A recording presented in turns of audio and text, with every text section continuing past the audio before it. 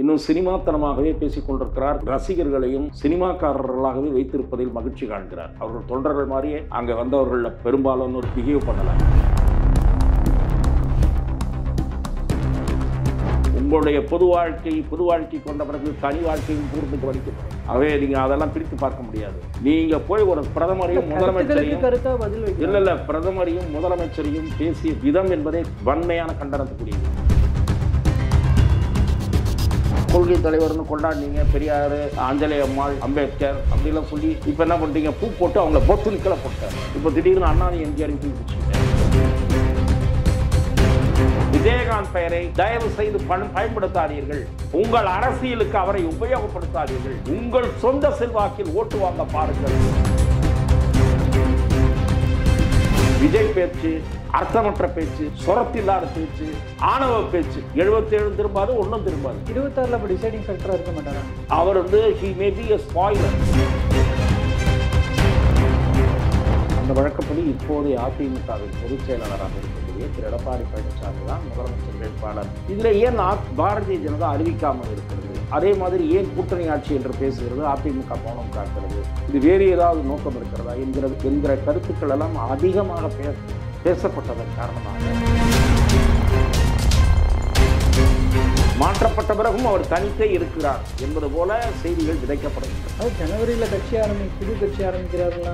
அப்படி செய்திகளை விதைத்தது சில வெஸ்டர்ன் இன்ட்ரெஸ்ட் விதைத்தார்கள். அண்ணாமலை தனி கட்சி ஆரம்பிக்கிற அளவுக்கு விவரம் அல்லாதவர் அல்ல. தேர்தல் முடிவுகளுக்கு அப்புறம் அது முடிவு செய்யப்படும், அதை இபிஎஸ் தான் முடிவு செய்வார் அப்படின்றத சொல்றாங்க. மற்றபடி கூட்டணி ஆட்சி இல்லை அப்படின்னு மறுக்கல. அப்படி இல்லைன்னு மறுத்தா ஒருவேளை இப்போதைக்கு தமிழக அரசியல் சூழல்படி ஒரு முற்றுப்புள்ளி வச்ச மாதிரி இருக்கும். ஆனா அதுவும் இப்போ முற்றுப்புள்ளி வைக்கப்படாமல் இல்லை. அந்த பற்றிய சர்ச்சை மீண்டும் கிளப்பப்படாது என்று நான் எதிர்பார்க்கிறேன். தான் முதல்வர் வேட்பாளர்ன்ற ஸ்டேட்மெண்ட்டை அமித்ஷா அவர்கள் சொன்னாதான் அதற்கு முற்றுப்புள்ளி வைத்த மாதிரி ஆகும். அப்படி இருக்கிற பாஜக தலைவர்கள் சொல்றதுல எப்படி முற்றுப்புள்ளி? இப்போதைக்கு அப்செட்ல இருக்கிற இபிஎஸ் சமாதானப்படுத்துறதுக்கான ஒரு வேலைகள் தான். இல்லை, நான் அப்படி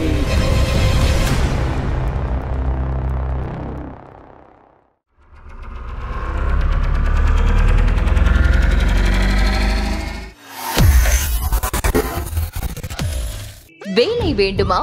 ப்ளூ ஓஷன் இருக்கிறது. 10th 12th டிப்ளமோ டிகிரி படித்தவர்களுக்கு உணவு, தங்குமிடம், இஎஸ்ஐ, பிஎஃப் இன்சூரன்ஸ் உள்ளிட்ட சலுகைகளுடன் அனுபவத்திற்கேற்ற நல்ல சம்பளம் 15,000 முதல் 30,000 வரை. பெண்களுக்கு முன்னுரிமை. 2,000க்கும் மேற்பட்ட வேலை வாய்ப்புகள் உள்ளன. இப்போதே தொடர்பு கொள்ளுங்கள். Blue ocean.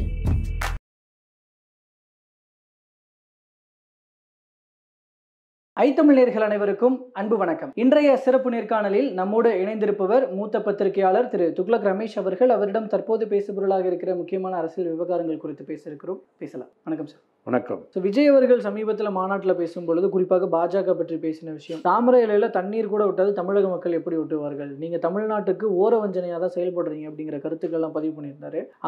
அங்க கூடியிருந்த மக்கள் மத்தியிலாக இருக்கட்டும், அதை பார்த்துக்கிட்டு இருந்த கோடிக்கணக்கான மக்கள் மத்தியிலாக இருக்கட்டும், அது எத்தகைய தாக்கத்தை ஏற்படுத்தும் நினைக்கிறீங்க? இல்லை, திரு விஜய் அவர்கள் மாநாடு கூட்டினாரு, 1.5 லட்சம் பேர் வந்தாங்க, காசு கொடுக்காம வந்தாங்க. இதெல்லாம் உண்மையிலேயே ஆச்சரியத்தை ஏற்படுத்திய விஷயங்கள். ஆனால் அவர் பேச்சு எதுவும் புதுசா இல்லை. இன்னும் சினிமாத்தனமாகவே பேசிக் கொண்டிருக்கிறார். ரசிகர்களையும் சினிமாக்காரர்களாகவே வைத்திருப்பதில் மகிழ்ச்சி காண்கிறார். அவர்கள் தொண்டர்கள் மாதிரியே அங்கே வந்தவர்கள் பெரும்பாலும் ஒரு பிஹேவ் பண்ணல.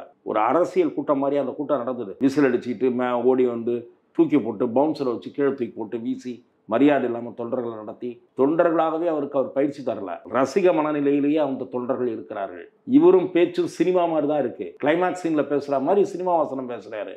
அப்புறம் கண்டனத்துக்குரிய விஷயம் என்னன்னா, மாண்புமிகு முதலமைச்சரையும் பிரதமரையும் அவர் விழித்த விதம். என்ன போன தடவை ப்ரோன்னு அரிப்புன்னா அங்கிள்ன்றாரு. This is very wrong Vijay bro அப்படின்னு நான் சொல்றேன். என்ன பேச்சு இதெல்லாம் சினிமாவோட நிறுத்திக்கணும். இவர் மற்றவங்களை பத்தி விமர்சிக்க போவதுதான் இப்ப இவரை பத்தி விமர்சிக்கிறாங்க. அரசியல் கட்சி தலைவரான பிறகு பொதுவெளியில் பொறுப்போடு நடந்து கொண்டீர்களான்னு கேட்கறாங்க. உங்க சொத்து கணக்குல இருந்து எல்லா கணக்கும் கேட்கறாங்க. உங்க இந்த ரெட் ஜெயண்ட்ல எவ்வளவு வாங்குனீங்க, உங்க படத்துக்கு எல்லாம் எவ்வளவு வாங்குறீங்க, அதுக்கெல்லாம் முறையா வரி கட்டுறீங்களா, காருக்கு முதல்ல வரி கட்டாமல் போய் நின்னீங்களே, இப்படிலேருந்து பல விஷயம் வருது. உங்களுடைய பொது வாழ்க்கை கொண்ட பிறகு தனி வாழ்க்கையும் கூர்ந்து கவனிக்கப்படும். ஆகவே நீங்கள் அதெல்லாம் பிரித்து பார்க்க முடியாது. நீங்கள் போய் ஒரு பிரதமரையும் முதலமைச்சரையும் பிரதமரையும் முதலமைச்சரையும் பேசிய விதம் என்பதே வன்மையான கண்டனத்துக்குரியது. அப்புறம் பெரிய கொள்கை தலைவர்னு கொண்டாடினீங்க, பெரியார், அஞ்சலி அம்மாள், அம்பேத்கர் அப்படிலாம் சொல்லி இப்போ என்ன பண்ணிட்டீங்க, பூ போட்டு அவங்கள பொத்துன்னு கீழே போட்டார். இப்போ திடீர்னு அண்ணாதி எம்ஜிஆரையும் தூக்கி பிடிச்சிக்கிட்டாரு. எம்ஜிஆர் படத்தையும் பெயரையும் பயன்படுத்துவதற்கு விஜய்க்கு தகுதி கிடையாது. எம்ஜிஆர் சினிமாவில் மட்டுமே பார்த்தவர். நீங்கள் எம்ஜிஆரோட பழகினவரா? எம்ஜிஆருடைய குணநலன்கள் உங்களுக்கு பொருந்துமா? கேப்டனுக்காவது ஓரளவு பொருந்தும், அவர் வள்ளல்ன்ற பெயர் எடுத்தவர். உங்களுக்கு பேர் பொருந்துமா? யாருக்காவது ஏதாவது கொடுத்துருக்கீங்களா இத்தனை வருஷத்துல? 2வது கட்சி ஆரம்பிச்சு 1.25 வருஷம் கொரட்டை விட்டுட்டு இருந்தீங்களா? எம்ஜிஆர் புகழ் அப்போ தெரியல உங்களுக்கு? ஏன்னா நீங்க பனையூர் பண்ணையாரா இருக்கிறதுனால எம்ஜிஆர் பெருமை உங்களுக்கு தெரியாது. எம்ஜிஆர் அப்படி இல்ல. மக்கள் கடலில் மிதந்து சென்றவர் எம்ஜிஆர். ரிக்ஷா கோட்டு, ஏழை ரிக்ஷா தொழிலாளி மழையில் நினைகிறான் என்று சென்னையில் அப்ப 500 ரிக்ஷாக்காரர்கள் 500 பேருக்கும் சொந்த செலவுல மழை கோட்டு வாங்கி கொடுத்தாரு. அதே போல ஏழை தாய்மார்கள், திருமணமாகாதவர்கள், கல்வி உதவித்தொகை வேண்டுபவர்கள், ராமாவரம் தோட்டத்திலிருந்து பணம் போய்கொண்டிருக்கும். பார்க்கிற முதியவர்கள், ஏழைகள் கைவிட்ட என்ன கிடைக்குதோ அந்த பணத்தை கொடுப்பார் என்று நாம பார்த்திருக்கிறோம், கேட்டிருக்கிறோம். நீங்க அந்த மாதிரி வள்ளலா? நீங்க எம்ஜிஆர் பேர் எதுக்கு பயன்படுத்துறீங்க? ஏன்னா ஈவர் அவர் கட்டி ஓட்டு வாங்க முடியாது, அதனாலயா? ஆகவே பாரத பிரதமர் குறித்தோ பாஜக குறித்தோ விமர்சிப்பதை நான் பொருட்படுத்த விரும்பவில்லை. எம்ஜிஆர் அவர்களோடு பழகிற வாய்ப்பு கிடைக்கல, ஆனா அதே குணநிலை கொண்ட அண்ணன் விஜயகாந்த் அவர்களோடு அதே குணநலன் கொண்ட அண்ணன் விஜயகாந்த் அவர்களை பற்றி நீங்கள் பேசியதற்கு நறுக்கு தெரித்தார் போல், பதில் கூற முடியாத வகையில் நெற்றி பொட்டில் அறைந்தார் போல் திரு சீமான் அவர்கள் உங்களை நோக்கி ஒரு கேள்வி எழுப்பியிருக்கிறார். அந்த விஜயகாந்த் படுத்த படுக்கையாக இருந்தபோது அவர் வீட்டுக்கு போய் எட்டி பார்த்தீர்களா என்று கேட்கிறார். அந்த கேள்வி நியாயமானதுதான். திரு சீமான் எழுப்பிய கேள்வி நியாயமானதுதான் என்று திருமதி பிரேமலதா விஜயகாந்த் கூறியிருக்கிறார். விஜயகாந்த் பெயரை தயவு செய்து பயன்படுத்தாதீர்கள், உங்கள் அரசியலுக்கு அவரை உபயோகப்படுத்தாதீர்கள், உங்கள் சொந்த செல்வாக்கில் ஓட்டு வாங்க பாருங்கள் என்று பிரேமலதா விஜயகாந்தும் சூடு போட்டிருக்கிறார். திரு விஜய் தன்னுடைய செல்வாக்கை நம்ப வேண்டும், தான் என்ன மாற்றத்தை கொடுக்க போகிறேன் என்று சொல்ல வேண்டும். பழைய வசனங்களையே பேசிக் கொண்டிருக்கிறார். தமிழ்நாட்டில் கள்ளச்சாராயம் மாறாக ஓடுகிறது, சாராயம் மாறாக ஓடுகிறது, போதைப் பொருட்கள் புழக்கத்தில் இருக்கிறது, மணல் கடத்தல் நடக்கிறது. இது பற்றிலாம் ஒரு வார்த்தை பேசல. சும்மா பேசுனதே பேசிட்டு ப்ரோ, அங்கிள் அப்படி இப்படின்னு விட்டா இவர் அடுத்தது புதின அங்கிள் அப்படின்லாம் சொல்லுவார். கச்சத்தீவு பத்தி கேட்டாரு. பழைய விஷயம் சார். நான் என்ன சொல்றேன், பழைய விஷயம். கச்சத்தீவுன்றது பழைய விஷயம். அது சர்வதேச விவகாரம். மத்திய அமைச்சர் ஜெய்சங்கர் அது பற்றி விளக்கங்கள் கொடுத்திருக்கிறார். மீனவர்கள் தாக்கப்படுவது பற்றி பாரதிய ஜனதா அரசு நடவடிக்கை வேகமாக எடுக்கிற அளவுக்கு இதுவரை எந்த அரசும் எடுத்ததில்லை. இந்திரா காந்தி காலத்திலும் எடுத்ததில்லை, ராஜீவ் காந்தி காலத்திலும் எடுத்ததில்லை. இந்த ஆட்சியில தான் மீனவர்கள் தாக்கப்பட்டாலோ பிடிபட்டாலோ உடனடியாக மீட்கப்படுகிறார்கள். வலை, படகு எல்லாம் உடனடியாக மீட்கப்படுகிறது. மோடி ஆட்சியில தான். இவர் எதுவுமே தெரியாம பேசிட்டு இருக்காரு.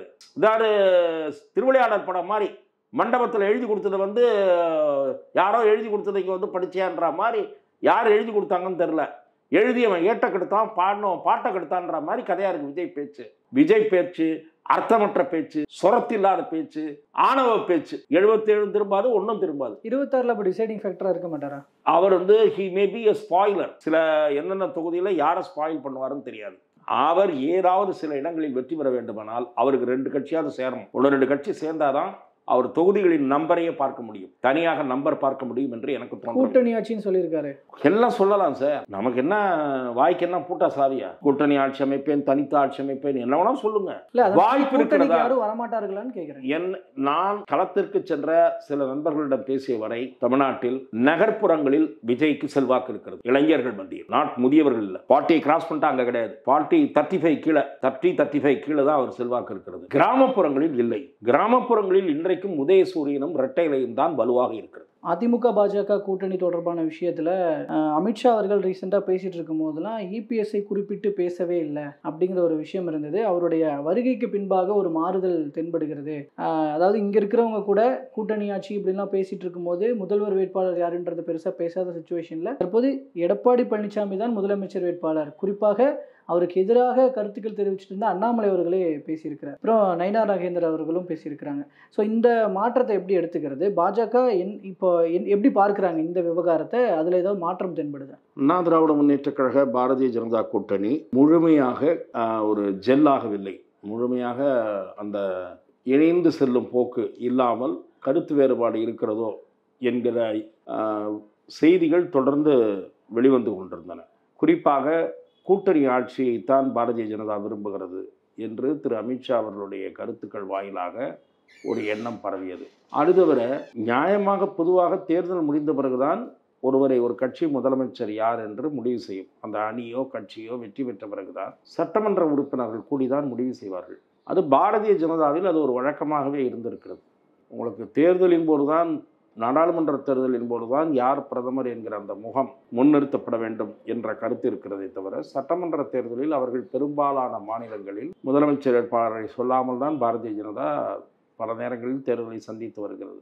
இங்கே அதிமுக தான் பெருங்கட்சி, அதிமுக தலைமையில் தான் கூட்டணி என்கிற போது அந்த கருத்தை அதிமுக அவர்களுடைய கட்சியினுடைய வழிப்படி சட்டமன்ற தேர்தல் முடிந்த பிறகு முடிவு செய்யும் என்கிற காரணத்தால் அதிலே தலையிட்டு பாரதிய ஜனதா கருத்து சொல்வது நாகரிகமாக இருக்காது என்று கருதி திரு அமித்ஷா அவர்கள் அவர் பெயரை குறிப்பிடவில்லை என்று பாரதிய ஜனதா தரப்பில் விளக்கம் சொன்னார்கள். எங்களுடைய வழக்கம் அப்படி, நாங்கள் ஆட்சிக்கு வருகிற மாநிலங்களில் இதுதான் நடைமுறை. இங்கே வேறு நடைமுறை. திரு மு.க. ஸ்டாலின் அவர்களாகட்டும், டாக்டர் கலைஞர் அவர்களாகட்டும், செல்வி ஜெயலலிதா அவர்களாகட்டும், அதற்கு முன் மக்கள் திலகம் எம்ஜிஆர் அவர்களாகட்டும், அந்த கட்சியின் சார்பில் திமுக அல்லது அதிமுகவின் சார்பில் அவர்கள்தான் முதலமைச்சர் வேட்பாளர் என்பது மக்களுக்கு மிக தெளிவாக உணர்த்தப்பட்டுவிட்டு அந்த கையோடு தான் அவர்கள் தேர்தலை சந்திக்கிறார்கள். அந்த வழக்கப்படி இப்போதைய அதிமுகவின் பொதுச் செயலாளராக இருக்கக்கூடிய திரு எடப்பாடி பழனிசாமி தான் முதலமைச்சர் வேட்பாளர். இதில் ஏன் பாரதிய ஜனதா அறிவிக்காமல் இருக்கிறது? அதே மாதிரி ஏன் கூட்டணி ஆட்சி என்று பேசுகிறது, அதிமுக மௌனம் காக்கிறது? இது வேறு ஏதாவது நோக்கம் இருக்கிறதா என்கிற கருத்துக்கள் எல்லாம் அதிகமாக பேசப்பட்டதன் காரணமாக, இத்தகைய பேச்சுக்கள் காரணமாக கூட்டணிக்குள் ஒரு குழப்பம் வரக்கூடாது, இணக்கமான போக்கு இருப்பதை மிக தெளிவாகவும் அழுத்தமாகவும் உணர்த்த வேண்டிய கட்டாயம் பாரதிய ஜனதாவுக்கு ஏற்பட்டது. ஆகவேதான் திரு எடப்பாடி பழனிசாமி தான் முதலமைச்சர் வேட்பாளர் என்று திருநெல்வேலியில் நடந்த பூத் கமிட்டி மாநாட்டுக்கு முன்பே திரு நயினார் நாகேந்திரன் 1-2 செய்தியாளர்கள் சந்திப்பில் வெளியூர் பயணங்களின் போது மிக தெளிவாக குறிப்பிட்டார். ஆகவே அதன் பிறகு திரு அண்ணாமலை, இப்போது அண்ணாமலை அவர்கள் திரு எடப்பாடி பழனிசாமியை முதலமைச்சர் வேட்பாளர், அவரை முதலமைச்சர் ஆக்க வேண்டும், நம்முடைய கடமை அதுதான் என்று பேசியது பாரதிய ஜனதாவுக்கு வெளியே இருக்கக்கூடிய திரு அண்ணாமலையால் ஈர்க்கப்பட்ட பாஜக ஆதரவு வாக்காளர்கள் மத்தியில் ஒரு வியப்பை ஏற்படுத்தியிருக்கிறது. அண்ணாமலை அவர்கள் காரணமாக இந்த கூட்டணி உருவாகாமல் இருந்தது, அண்ணாமலை நீக்கிய பிறகு கூட்டணி உருவானது என்றெல்லாம் பத்திரிகைகள் எழுதி வருகிற சூழலில், அண்ணாமலை போன்ற ஒரு இளம் தலைவர், ஆக்கப்பூர்வமாக செயல்பட்ட தலைவர், மிக கூர்மையான விமர்சனங்களை வைத்து துடிப்போடு செயல்பட்ட ஒரு தலைவர் பாரதிய ஜனதா கட்சி மாற்றியது தவறு என்கிற கருத்து ஒரு கணிசமான பகுதியினரிடையே இருக்கிறது. ஆகவே அவர்கள் திரு அண்ணாமலை இப்படி சொன்னவுடன் நிச்சயமாக முதலில் வியப்படைந்தாலும் பாரதிய ஜனதா கட்சிக்கு கூட்டணியை வலிமைப்படுத்துவதற்கு இது அவசியமாகிறது என்பதை புரிந்து கொள்வார்கள் என்று நான் பார்க்கிறேன். திரு அண்ணாமலை அவர்களுக்கு அங்கீகாரம் அளிக்கப்பட வேண்டும் என்கிற எதிர்பார்ப்பு இன்னமும் பொதுவெளியில் அதிகமாக இருக்கிறது. குறிப்பாக பாரதிய ஜனதா ஆதரவு வாக்காளர்கள் மனதில் அந்த எண்ணம் மிக வலிமையாக இருக்கிறது. அண்ணாமலையை பயன்படுத்திக் கொள்ளாமல் இருக்கிறார்களே என்ற கேள்வி பல வாக்காளர்கள், பாரதிய ஜனதா ஆதரவு வாக்காளர்கள், அதே போல பாரதிய ஜனதாவின் கீழ்மட்ட நிர்வாகிகள் நிச்சயமாக அந்த எதிர்பார்ப்போடு இன்னமும் இருக்கிறார்கள். திரு அண்ணாமலை அவர்களை பொறுத்தவரை தன் பொருட்டு கூட்டணியில் ஒரு நெருடல் அல்லது ஒரு இடைவெளி அல்லது அந்த ஒரு நெருங்கிய பந்தம் ஏற்படாமல் இருந்துவிடக் கூடாது என்பதற்காக இதை ஒரு கட்டத்தில் ஃபுல் ஸ்டாப் வைக்க வேண்டும். ஏதோ அண்ணாமலை தனித்து நிற்பதை போல ஒரு தோற்றம் ஏற்படுத்தப்படுகிறது. அண்ணாமலை இதில் உடன்பாடே இல்லை, மாற்றப்பட்ட பிறகும் அவர் தனித்தே இருக்கிறார் என்பது போல செய்திகள் விதைக்கப்படுகின்றன. ஜனவரியில புது கட்சி ஆரம்பிக்கிறாருலாம் பேசி அப்படி செய்திகளை விதைத்தது சில வெஸ்டர்ன் இன்ட்ரெஸ்ட் விதைத்தார்கள். அண்ணாமலை தனி கட்சி ஆரம்பிக்கிற அளவுக்கு விவரம் அல்லாதவர் அல்ல.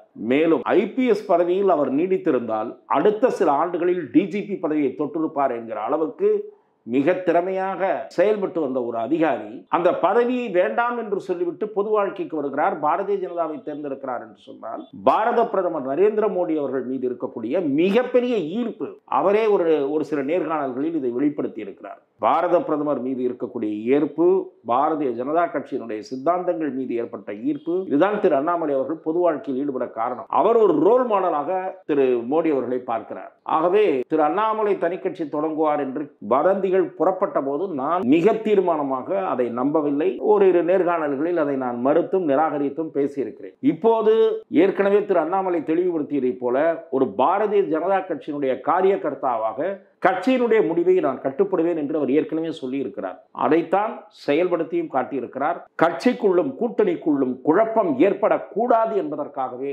அண்ணாமலை அவர்கள் தமிழகத்தில் தேசிய ஜனநாயக கூட்டணி வருகிற 2026 சட்டமன்ற தேர்தலில் மகத்தான வெற்றி பெற வேண்டும், குறிப்பாக இந்த அணிக்கு தமிழகத்தில் தலைமை தாங்குகிற திரு எடப்பாடி பழனிசாமி அவர்களை முதலமைச்சராக்க வேண்டும், இதற்காக பூத் கமிட்டியினுடைய முதல் கொண்டு கட்சியினுடைய தொண்டர்கள் வரை மிக தீவிரமாக உழைக்க வேண்டும் என்று அவர் பேசியிருப்பது என்பது நிச்சயமாக எல்லா குழப்பங்களுக்கும் முற்றுப்புள்ளி வைத்து பாரதிய ஜனதா கட்சியினுடைய தொண்டர்களையும் உற்சாகமடைய வைத்திருக்கிறது. அவருடைய இந்த நடவடிக்கையை ஒரு அரசியல் விவேகமான செயல்பாடாக நான் பார்க்கிறேன். அதற்காக நான் அவரை பாராட்டுகிறேன். ஆனால் இதில் முக்கியமான விஷயம் என்னன்னா, இப்போ எடப்பாடி பழனிசாமி அவர்களுடைய பெயரை குறிப்பிடாமல் இருந்தது, தன்னுடைய நேர்காணல்களில் யார் முதலமைச்சர் வேட்பாளர் சொல்லாமல் இருந்ததுன்றதுல ஆரம்பிக்கிறது அமித்ஷா அவர்கள் கிட்ட தான் ஆரம்பிக்கிறது. இப்போ இந்த ஸ்டேட்மெண்ட் கூட இபிஎஸ் தான் முதல்வர் வேட்பாளர்ன்ற ஸ்டேட்மெண்ட்டை அமித்ஷா அவர்கள் சொன்னாதான் அதற்கு முற்றுப்புள்ளி வைத்த மாதிரி ஆகும். ஆனால் இங்க இருக்கிற பாஜக தலைவர்கள் சொல்றதுல எப்படி முற்றுப்புள்ளி?